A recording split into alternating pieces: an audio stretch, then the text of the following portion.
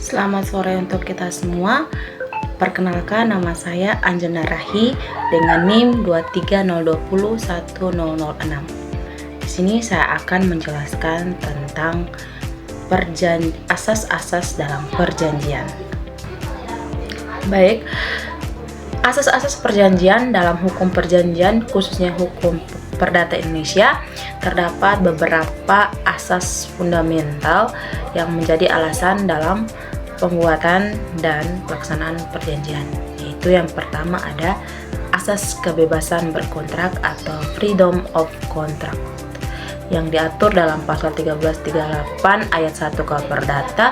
Asas ini memberikan kebebasan kepada para pihak untuk membuat perjanjian dalam bentuk apapun, dengan siapapun, dan berisi apapun selama tidak melanggar undang-undang, kesusilaan, dan ketertiban umum.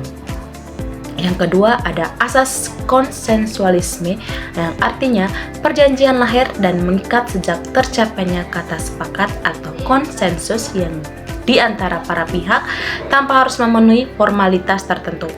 Asas ini terjamin dalam syarat sahnya perjanjian yang diatur dalam pasal 1320 KUH Perdata. Yang ketiga ada asas pacta sunt servanda, yang berarti perjanjian harus ditaati. Setiap perjanjian yang dibuat secara sah berlaku sebagai undang-undang bagi para pihak yang membuatnya, yang tertera dalam pasal 1338 ayat 1 KUH Perdata. Para pihak wajib melaksanakan isi perjanjian dengan etikat baik. Yang keempat ada asas etikat baik atau good fight. Berdasarkan pasal 1338 ayat 3 KUH Perdata, perjanjian harus dilaksanakan dengan etikat baik atau the Goeder Trouw, artinya para pihak harus jujur, terbuka, dan tidak merugikan pihak lain dalam pelaksanaan perjanjian.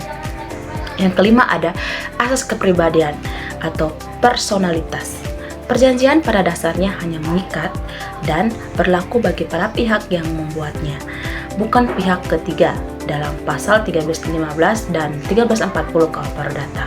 Pengecualiannya adalah janji untuk kepentingan pihak ketiga. 6.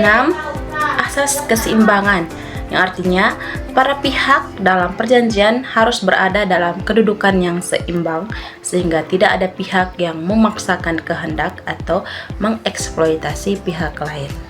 Asas ini berkaitan erat dengan larangan terhadap kausul yang memberatkan secara sepihak. Yang ketujuh ada asas kepastian hukum. Perjanjian yang dibuat secara sah memberikan kepastian hukum bagi para pihak. Tidak seorang pun dapat mengubah atau membatalkan perjanjian secara sepihak tanpa dasar hukum yang sah.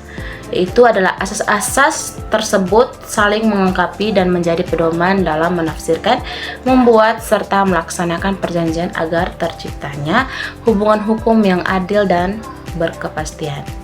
Mungkin itu saja dari saya. Saya ucapkan terima kasih.